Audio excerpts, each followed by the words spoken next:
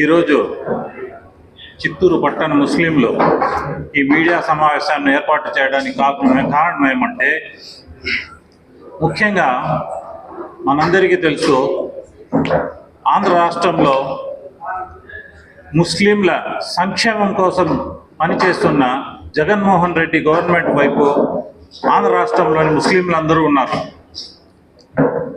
అదేవిధంగా చిత్తూరు పట్టణంలో మన ప్రియతమ నేత విజయానంద రెడ్డి గారు ముస్లింలకు అండగా నిలబడి ముస్లింల పక్షపాతిగా ఉన్న విషయం అందరికీ తెలుసు. ఆ క్రమంలో ముస్లింలందరూ, ముఖ్యంగా డిస్టిక్ హాజీ సాహెబ్ గారు మన నేత విజయానంద రెడ్డి గారిని నిన్న రంజాన్ ప్రార్థనల సమయంలో వాళ్ళను విజయానంద రెడ్డి గారిని ఆహ్వానించడం జరిగింది. ప్రతి సంవత్సరము మరి విజయానంద రెడ్డి గారు ఈద్గాకు వస్తున్నారు, వచ్చి ముస్లింలకు శుభాకాంక్షలు తెలిపి వెళ్తున్నారు. ఆ క్రమంలోనే నిన్న జరిగిన ఈద్గా ప్రార్థనలో కూడా మరి మన విజయానంద రెడ్డి గారు రావడం జరిగింది. ఆయన ముస్లిం ప్రజలందరికీ శుభాకాంక్షలు కూడా తెలియజేయడం జరిగింది నిన్న. ఈ క్రమంలో కొంతమంది వైసీపీ నాయకులు, కొంతమంది టీడీపీ నాయకులు గుంపుగా వచ్చి, సుమారు ఒక 50 మంది వరకు గుంపుగా వచ్చి మరి అక్కడ బలవంతంగా మైక్ లాక్కోవడానికి కూడా ప్రయత్నించడం జరిగింది. అదేవిధంగా మరి మన డిస్టిక్ హాజీ సాహెబ్, మా మత పెద్ద అయిన డిస్టిక్ హాజీ సాహెబ్ను కూడా భయభ్రాంతులకు గురి చేయడం జరిగింది. ఆయన్ను ఉద్యోగం నుంచి తీసేస్తామనేసి కూడా ఆయన్ను భయపెట్టడం జరిగింది. ఇది ప్రజలందరికీ తెలుసు, ముఖ్యంగా ముస్లిం ప్రజలందరికీ తెలుసు.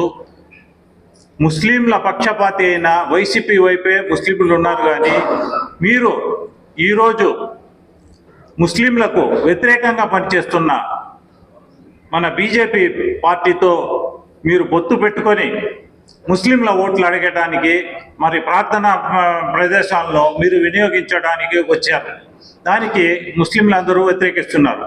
ఈ క్రమంలోనే ఎవరు ముస్లిం నాయకులు కానివ్వండి, ముస్లిం ప్రజలు కానివ్వండి, నిన్న జరిగిన ప్రార్థన సమయంలో ఎవరు టీడీపీ వాళ్ళను పట్టించుకోకుండా పోయినారు. అది వాళ్ళ తప్పు. అది ఈరోజు మాత్రమే వచ్చి ముస్లిం గుర్తొచ్చారు మీకు అనేసి ఈ సందర్భంగా మిమ్మల్ని అందరినీ వాళ్ళను క్వశ్చన్ చేస్తున్నాను. ముఖ్యంగా ముస్లింలు మన విజయానంద రెడ్డి గారి తరపునే ఉన్నారు. ఆయన కూడా వచ్చారు, డిగ్నిఫైడ్గా అక్కడ ఉన్నారు. ప్రజలకు, ముస్లిం ప్రజలకు శుభాకాంక్షలు తెలియజేశారు. అంతేగాని వేరే ఏ విషయాలు ఆయన మాట్లాడలేదు.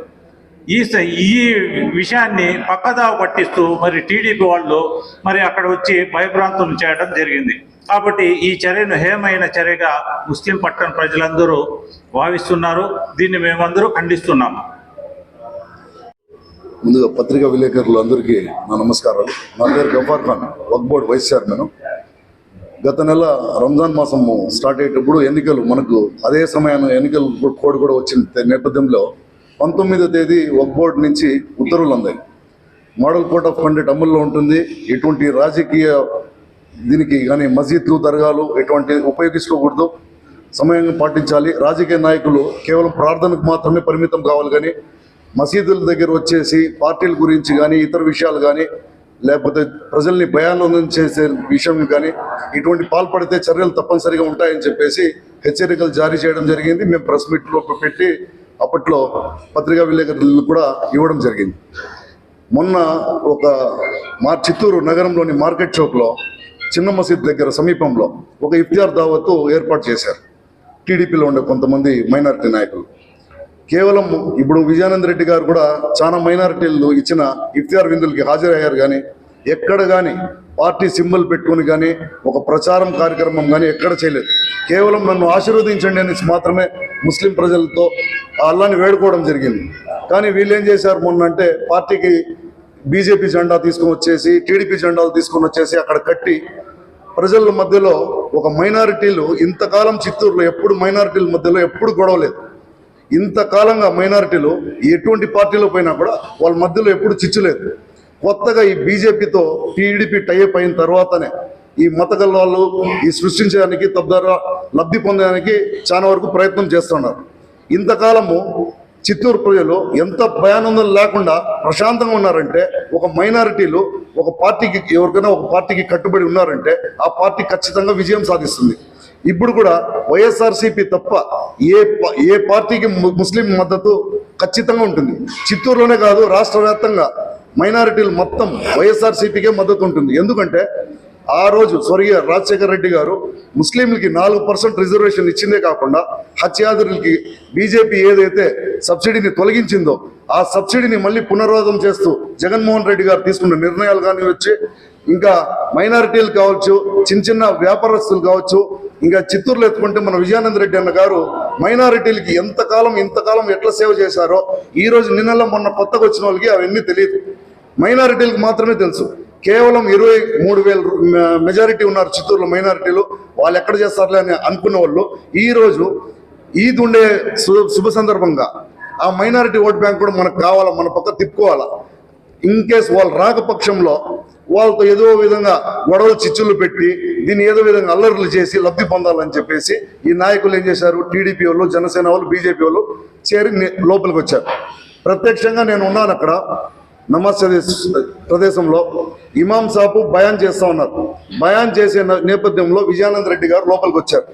ఆయన వచ్చి పద్ధతిగా ముస్లింలు ఏ విధంగా ఆచారంగా కూర్చుంటారో ఆ విధంగా పద్ధతిగా కూర్చొని ఆయన కూడా దువాలో పాల్గొంటూ ఉన్నారు. అదే సమయానికి 50 మందితో వచ్చిన లోపల గురుజాన్ జగన్, ఇంకా వాళ్ళ అనుచరులు, బీజేపీ వాళ్ళు, ఇతర పార్టీ వాళ్ళు, ఇంకా బెంగళూరు నుంచి ఎవరెవరో వచ్చారు. వీళ్ళు దువా చేస్తూ ఉండే ముస్లింల మధ్యలో దూరుకుంటూ వచ్చేసి అక్కడ నిలబడుకునేసి ఇంకా ఫోటోషూట్లు ఇవన్నీ ప్రారంభించారు. అదే సందర్భంలో ముస్లింలు అప్పటికే అనుకున్నారు వీళ్ళు ఏదో సంథింగ్ క్రియేట్ చేసి వస్తున్నారని. పోలీసులు అంత దూరం బయటకు ఉన్న పోలీసులు లోపలికి వచ్చారు. ఇక్కడ ఏదో జరిగేలాగుందనేసి. ఇది పద్ధతి ప్రకారము, ప్లాన్ ప్రకారమే జరిగింది తప్ప వాళ్ళు ఎటువంటి ప్రార్థనకి రాలేదు, వేడుకునానికి రాలేదు అని చెప్పేసి స్పష్టంగా అర్థమవుతోంది.